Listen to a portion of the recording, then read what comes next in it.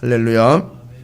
주님의 참된 은혜가 오늘도 여러분의 삶에 넘쳐나기를 예수님의 이름으로 축원합니다. 이제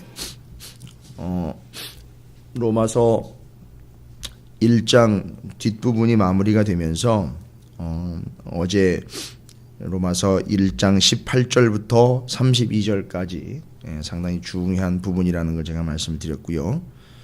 사도 바울이 하나님의 뜻과 하나님의 말씀을 받아들이지 않는, 소위 말하면 배역하고 폐역하고 멸망할 자들에 대한 이야기를 했는데, 어제 보니 어제 본문에 이 2장의 앞선 본문에 나타나 있는 하나님의 복음을 받아들이지 않는 자들, 그러니까 한마디로 쉽게 이야기하면 이방인일 수 있고요, 믿음을 가지고 있다 하지만 이방인처럼 살아가고 있는 이들, 그러니까 신분상으로도 이방인이요 명분상으로도 이방인처럼 살아가는 이들, 그들의 특징이 뭐냐 하면 경건하지 않음과 불의함이라 그랬습니다. 경건하지 않음이라는 것은 하나님에 대한 자세가 엉망이고, 불의함이라는 것은 이웃과의 관계가 엉망이라는 거죠. 근데 보니까 하나님과의 관계, 이웃과의 관계를 이미 우리가 구약 성경을 함께 나누면서 정리한 바는 이게 뭐냐 하면 이게 거룩이란 말이죠. 그러니까 거룩이 무너진 거예요. 거룩하지 않은 자가 된 겁니다. 이게 이제 여기서부터 심각한 일이 생기는 거예요. 거룩하지 않기 때문에 하나님께 나올 수 없고, 하나님께 나올 수 없기 때문에 죄의 사함을 받을 수 없으며, 하나님께 나올 수 없어 죄의 사함을 못 받았기 때문에 멸망이 되는 거죠. 그래서 어제 앞선 본문의 1장 32절에 이 같은 일을 행하는 자는 사형에 해당한다라고 이야기를 하고 있습니다. 아주 심각한 거죠. 그래서 경건하지 않고 불의한 자들, 그들은 특징이 뭐냐 하면, 경건하지 않고 불의한 자들은 경건하지 않고 불의하기 때문에 악한 짓을 한다라는 개념이 아니라, 보시면 모든 불의, 추악, 탐욕, 악의, 시기, 살인, 분쟁, 사기, 악독, 수근수근거리며 비방하고 하나님을 미워하며 능력하고 교만하고 자랑하며 악을 도모하고 부모를 거역하고 우매하고 배약하고 무정하고 무자비하고, 이 모든 것들이요 다, 요것 말고요 그 앞에 소개가 된 걸로 보면은요, 원래 하나님의 창조의 섭리와는 어긋난 방법으로 바꿔 쓴다 그랬어요.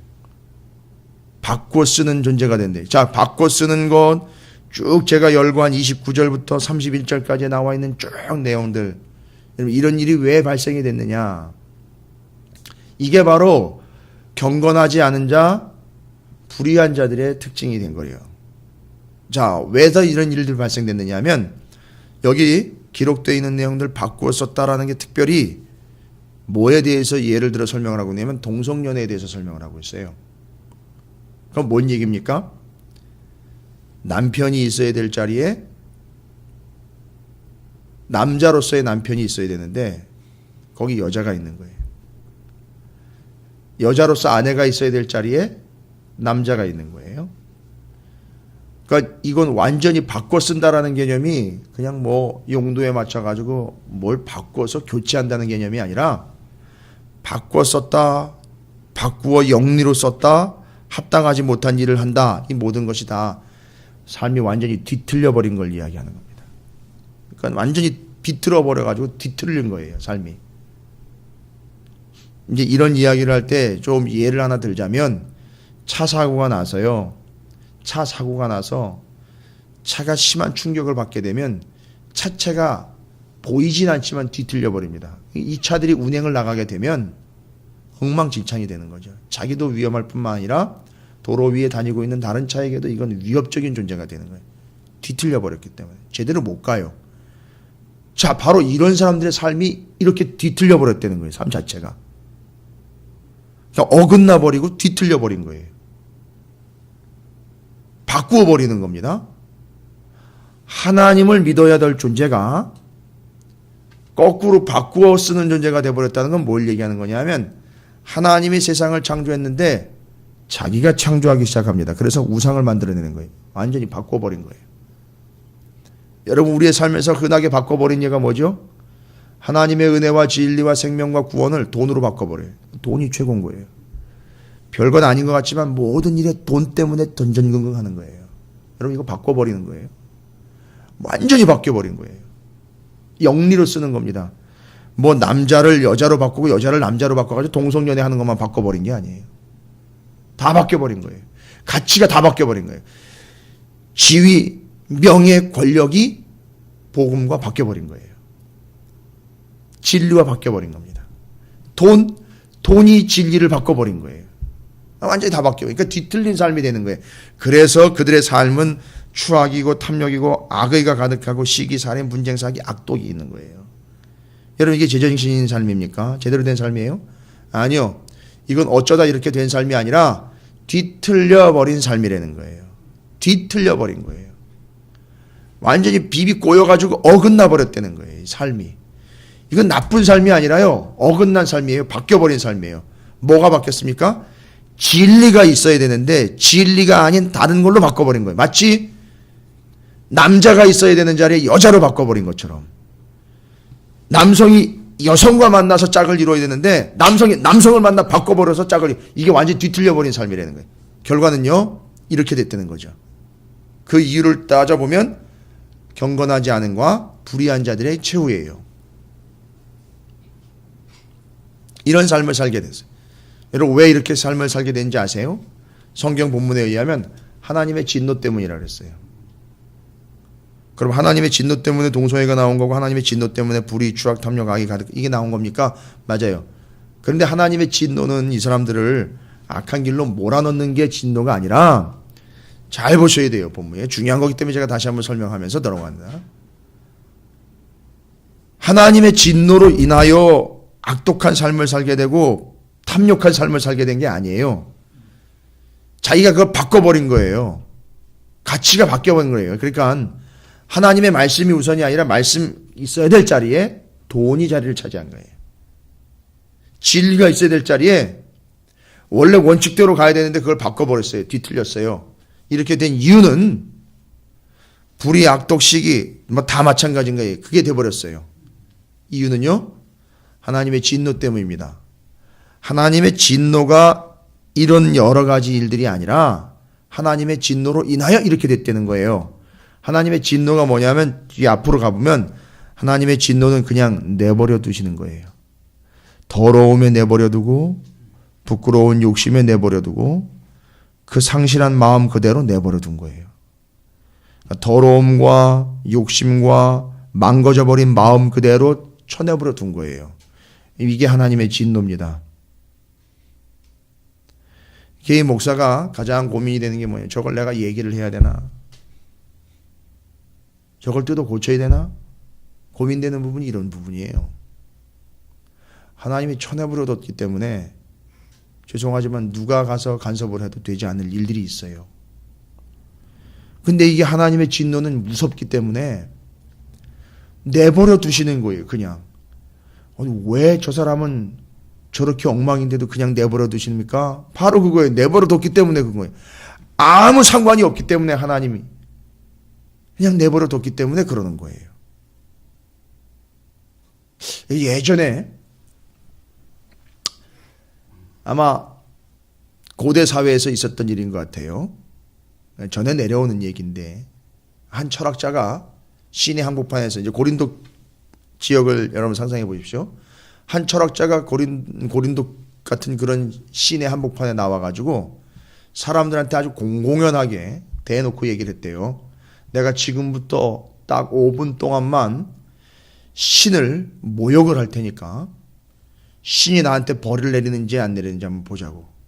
그래서 신이 있는지 없는지 한번 증명해 보자 이거예요. 자기가 듣기 싫으면 나한테 벌을 내리든지 뭔 일이 나겠지 하면서 욕을 그냥 5분 내내 퍼붓댑니다. 하나님을 모욕하고 모독하는 짓을 마구잡이로 막 했대요. 사람들이 보는 앞에서 그냥 뭐 모여있는 사람들이 다 들은 거죠. 그런데 이제 5분 뒤가 지났는데도 아무런 일이 없는 거예요. 그래서 이 사람이 딱 얘기를 했대요. 거 봐라. 하나님이 아무 반응도 보이지 않지 않느냐. 그러니까 하나님이 없는 거다. 이거는 사람들이 만들어낸 것이지, 이 내가 신을 욕했는데도 불구하고 신이 가만히 있는 거 보면 신은 무능하거나 없거나 둘 중 하나다. 딱 이야기를 하는데, 한쪽에서 한 그리스도인이 나오더니, 너희 연세가 지긋한 어른이 나오더니만, 내가 보기로는 하나님이 있는 게 확실한 것 같습니다. 내가 하나님에게 내가 나 같은 경우는 하나님에게 조금이라도 어긋난 일들을 했을 때에는 하나님이 나를 가만히 내버려 두시질 않는데, 당신 같은 사람을 가만히 내버려 두는 거 보니까 당신은 하나님과는 전혀 상관이 없는 사람인 것 같습니다. 하나님이 지금도 내가 한마디 잘못했을 때, 하나님 앞에 신앙으로 어긋난 일을 했을 때 나를 야단치시고 나를 판단하시는 하나님이 당신을 이렇게 그냥 내버려 두는 거 보니까 하나님이 없는 게 아니라 하나님은 당신과 상관이 없는 것 같습니다. 이렇게 얘기를 했다는 거예요. 그러니까 그냥 내버려 뒀다는 거예요. 그러니까 그냥 내버려 뒀다는 얘기는 하나님과 상관이 없다는 거예요. 여러분, 그게 뭔지 아시죠? 그게 진노하심이에요. 하나님이 진노하시기 때문에 우리에게 어려운 일을 주시는 것이 아니라 진짜 진노하시기 때문에 내버려 두는 거예요. 여러분, 이건 무서운 얘기입니다. 여러분을 겁주려고 하는 얘기가 아니라 여러분 긴장하셔야 돼요. 죄송합니다. 조심하십시오. 아무 일이 일어나지 않는다라고 태연하게 여유를 즐길 게 아니라는 거예요. 내버려 둠이라는 거는 상관없음이라는 얘기고, 그걸 통해서 하나님의 진노가 임한 거예요.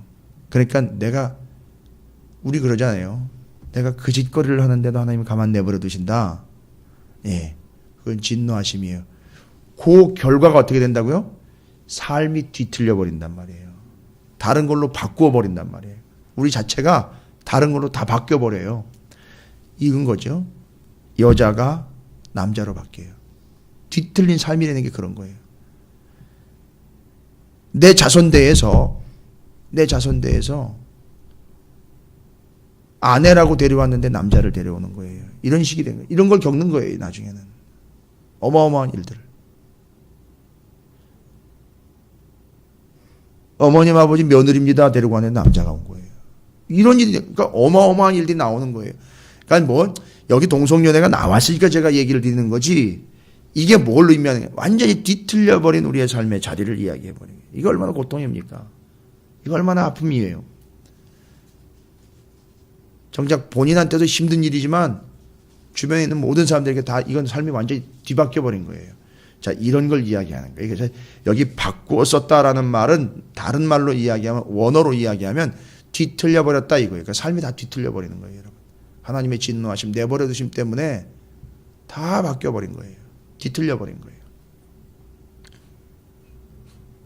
자, 이런 문제 속에서 하나님의 뜻을 전혀 받아들이지 않는, 그래서 하나님의 말씀과 하나님의 복음을 받아들이지 않는 이 이방인들, 거룩하지 않고 불의한 자들에게 이런 심판이 온다, 이런 사형이 온다라는 건 생각해 보세요. 유대인들이 들으면요, 유대인들은 이런 이야기를 듣고는 뭐라고 생각하느냐 하면, 나도 조심해야지, 이게 아니라 유대인들 특성 본성상 이렇게 생각을 해요.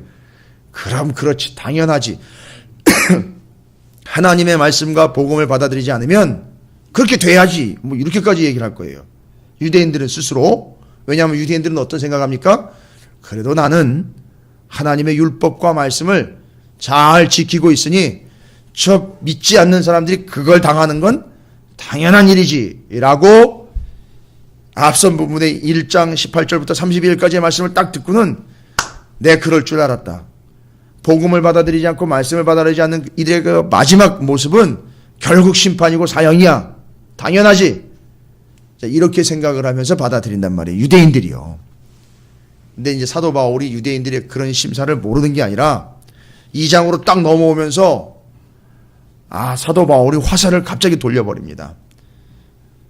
이 앞선 부분에서는 참으로 사악하고 하나님의 드러난 뜻을 외면하며 복음을 받아들이지 않는, 정말 하나님이 그냥 내버려둔 뒤틀려버린 삶을 사는 그런 사람들의 삶은 말씀을 짓지 않고 말씀을 지키지 않았기 때문에 당연한 거다.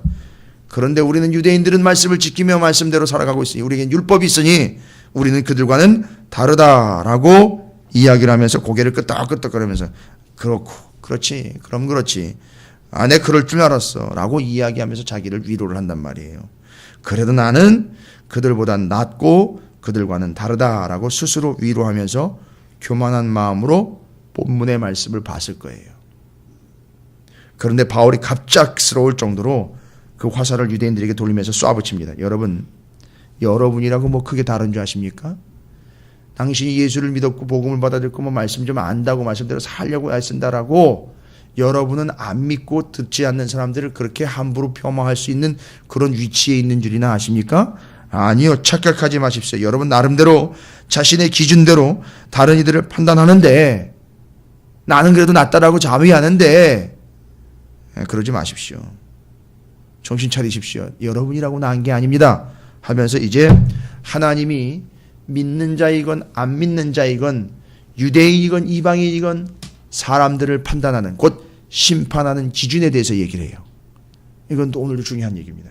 하나님 심판의 기준 4가지가 오늘 말씀에 기록이 되어 있어요.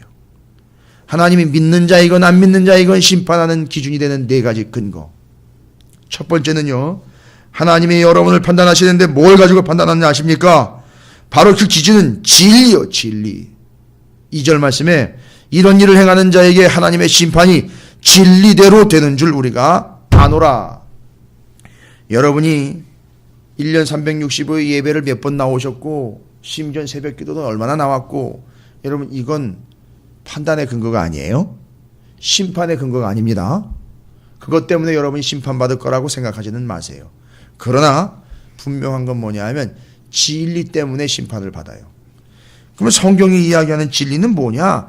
여러분 이미 로마서 1장에서 진리에 대해서 이미 얘기를 했어요. 그 복음은 복음이에요. 복음은 어떤 것이 아니라 누구다라는 게 나왔어요. 그 복음은 진리는 바로 예수 그리스도라고 그랬어요. 내가 곧 길이요 진리요 생명이라고 그랬어요. 그러니까 여러분에게 예수가 없다면 진리가 없는 거예요. 그게 심판받는 거예요. 그래서 심판받는 거라고요. 예수를 욕을 한다고 심판받는 게 아니라 예수를 욕했던 사람들도 예수를 영접해 진리를 갖게 됐단 말이에요. 그 사람들은 구원을 받았어요. 그러니까 나쁜 짓을 했다 이 개념이 아니라 진리가 없기 때문에 심판을 받는 거예요. 판단받는 거예요. 그러니까 신앙생활을 100날을 해도 예수가 없으면 심판받는 거예요. 훌륭한 목사를 알고 있다고 답이 나오는 게 아니에요. 좋은 교회를 다닌다고 답이 되는 게 아니에요. 예배를 열심히 드린다고 답이 되는 게 아니에요. 예배를 열심히 드린 이유를 봤더니만 이 예배를 하나님이 받으시고 내가 예배를 드릴 수 있는 구원받은 존재가 됐구나라는 걸 알고 감사와 감격으로 예배하고 있다는 게 그게 그 사람에게 진리가 있다는 거예요. 그래서 그걸 보면 진리가 있는지 없는지를 알 수도 있는 거예요. 그러니까 결론은. 그래서 예배 때문에 구원을 받는 게 아니에요. 예배를 드리게 된 그 근본적인 그 밑바닥에 그 진리가 있기 때문에 그것 때문에 진리 때문에 구원이냐 아니냐의 판단을 받는 거지. 다른 판단의 근거는 없다. 2절에서 이야기합니다. 믿는 자이건 믿지 않는 자이건 진리 때문에 판단을 받는다. 진리는 뭐 다른 게 있습니까? 진리는 오직 예수 그리스도 복음이 진리인 거예요. 율법이 진리가 아니라 복음이 진리인 거예요. 그러니까 이 율법은 뭐예요? 율법은 진리가 아닙니다, 여러분. 율법은 진리를 위하여 그림자로 존재한 거예요. 계속 이야기하는 게 이제 그거예요. 따라서 진리에 제대로 서야 되는 거죠. 여러분, 제일 중요한 판단의 근거는 첫 번째 진리입니다. 그 진리가 있느냐 없느냐. 그래서 진리대로 심판받아요. 진리는 예수 그리스도요 복음이라고 말씀을 드렸어요. 다음으로 어떤 것으로 우리는 하나님의 판단을 받습니까? 오늘 우리가 함께 읽은 말씀 6절을 보시면 하나님께서 각 사람에게 그 행한 대로 보응하시되, 이게 먼저 나왔으면 골치 아픈 거예요, 여러분. 진리가 아니고 행함이 먼저 나왔으면 진짜 골치 아픈 거예요. 그러면 그 율법으로 구원받는 거예요. 행한 것대로라면요. 행함으로만 구원받는다면 여러분 지금 우리 말고도 구원받을 사람들은 저 바깥에 널려 있어요. 저 절에 가도 구원받을 사람들 널려 있는 거예요. 요것만 이야기하면, 행한 대로만 이야기하면요. 착한 일 행한 것, 좋은 일 행한 걸로만 구원받는다라고 이야기하면 우리 말고도 구원받을 사람들이 이 세상에 널려 있습니다. 그런데 문제는 뭐예요? 먼저 뭐가 기준이 됐냐면 진리가 기준이 됐어요. 진리에 입각한 행동이에요. 그래서 이 사람은 어떤 행동을 합니까? 율법에 의거한 삶이 아닌 진리에 의거한 삶이기 때문에 율법보다도 더한 걸 지켜내기 시작을 합니다. 행한 대로예요. 그런데 이 행함은 자기 스스로 뭐가 옳고 그름을 판단해낸 율법의 기준에 의해서 행한 것이 아니라 구원받은 자로서 진리 안에 거하여 진리의 자유함 속에서 행한 자들, 바로 그 행함을 이야기하는 거예요. 그래서 여러분이 믿음의 확신을 가지고 예배하는 거 있죠. 그게 진리 안에서 행한 거예요. 근데 예배를 드리면 구원을 받을 수 있겠거니 해가지고 예배를 드리는 거 있죠. 그건 그냥 행함이에요. 이게 차이입니다. 이 차이들 속에서 지금 행함을 이해하셔야 돼요. 따라서 이스라엘 백성들이 율법 때문에 참 어려운 일을 겪게 된 게 뭐냐면 자기들은 율법이 있고 자기들은 그나마 이 율법대로 행동을 했다는 거예요. 근데 거기는 진리가 없었어요. 이 율법을 행함으로 진리인 예수 그리스도께로 나아가든지 진리 예수 그리스도를 알아먹었어야 되는데 율법으로만 만족한 거예요. 율법을 가지고 있는 것, 율법을 행하는 것으로만 만족을 해버린 거죠. 그러니까 그게 이제 유대인들의 문제였던 거죠. 그리고 그게 판단받는 근거가 된 거예요. 진리에 이르지 못한 바, 심판, 이렇게 된 거죠.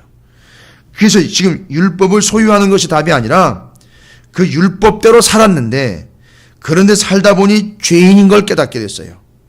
그렇죠. 그리고 그 율법이 죄인된 우리를 누구에게로 인도했는가? 예수 그리스도에게로 인도한 거예요. 그리고 우리는 그 진리인 예수 그리스도로 인하여 구원을 얻는 겁니다. 이제는 율법이 시키지 않는 그 이상의 것을 우리는 삶에서 감당을 해냅니다. 율법에서 말하지 않은 것까지도 다 행하게 되는 거예요. 그 행함을 이야기하는 거예요. 행한 대로 판단받는다. 어떤 사람은 진리 없이 나는 이렇게 행했습니다 라고 나올 거예요. 또 어떤 사람은 예수를 믿고 난 다음에 제가 어떻게 다 행하여 행함으로 구원을 얻겠습니까? 그냥 제 믿음이 진리 안에 있기에 부족함과 연약함이지만 시키지 않은 부분까지도 저는 해야 한다라는 분명함이 있었기에 이렇게 감당을 했습니다. 이 둘의 차이예요. 그게 행함의 판단의 근거입니다. 첫 번째로는 진리에 의해서 판단을 받고 두 번째로는 우리의 행함으로 판단을 받습니다. 그런데 그 행함은 행함으로 구원받으려고 했던 행함이 아닌 구원받은 자의 행함이라는 걸 이야기합니다. 그래서 둘의 행위의 차이를 명확하게 구분하려는 거죠. 세 번째로요. 우리가 판단받는 근거는 뭐냐면 13절 말씀에 하나님 앞에서는 율법을 듣는 자가 의인이 아니요 오직 율법을 행하는 자라야 의롭다 하심을 얻으리니 라고 이야기하고 있는데 여러분 하나님 앞에서 율법을 듣는 자가 의인이 아니요 여기 율법을 들었다라는 얘기는요 듣는 거예요. 문제는 들으면서 믿음이 나오기 때문에 들었다는 얘기는 믿음이 있다는 얘기인데 믿음이 있으면 뭐가 있어야 되는 겁니까? 믿음의 결과로 행위가 있어야 되는 거예요. 행위로 인하여 구원을 받게 하려고 하는 그런 거 말고요. 믿음이 있다면 당연히 행위가 나오게 돼 있는 거예요. 누가 시켜서가 아닌 자연스러운 결과로서 이걸 이야기하는 겁니다. 그래서 13절에 듣기만 해서는 안 되는 거예요. 들었다면 믿음이 있다는 얘기인 거예요.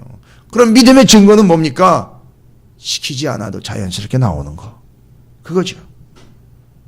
그래서 믿음은 들으면서 나고 들었다라는 건 믿음이 있다는 얘기고 행함으로 연결이 돼야 그것이 바로 판단의 근거가 되는 거죠. 그래서 하나님께서 듣기만 해서는 안 되고 행하는 자가 되어야 한다라는 거예요. 그래서 이게 행위로 구원받느냐 믿음으로 구원받느냐는 이런 논쟁거리가 아닌 거예요. 요거는 이미 전제는 믿음이 있다는 걸 전제로 하는 거예요. 그 믿음은 바로 진리요 복음인 예수 그리스도에 대한 믿음. 요거 얘기하는 거예요. 뭐 계속 반복되는 거예요. 그 다음에 무엇으로 판단되느냐? 네 번째는요. 하나님이요. 우리에게 은밀한 것까지도 다 판단의 근거가 된다 그랬어요. 자 보시면 16절에 곧 나의 복음에 이른 바와 같이 하나님이 예수 그리스도로 말미암아 사람들의 은밀한 것을 심판하시는 그날이에요. 자 여러분 하나님은요. 다른 사람들 이 세상 사람들은 아무도 모르고 보지도 못하는 은밀한 거를 보시고 그것까지 판단의 근거로 삼으십니다. 잘 보세요. 여러분에게 진리가 있느냐? 여러분들이 여러분의 믿음대로 그 행함의 근거가 있느냐? 듣기만 하고 행하지 않은 것이 있느냐? 여러분의 은밀한 이 속에 이 중심에 있는 것까지 다 헤집어 보시고 이거 아니구나, 이거 아니잖아, 어떻게 이런 게 있을 수 있어 하면 그게 판단의 근거가 된다는 거예요. 다 심판의 근거가 된다는 거예요. 이 네 가지를 기억하셔야 돼요.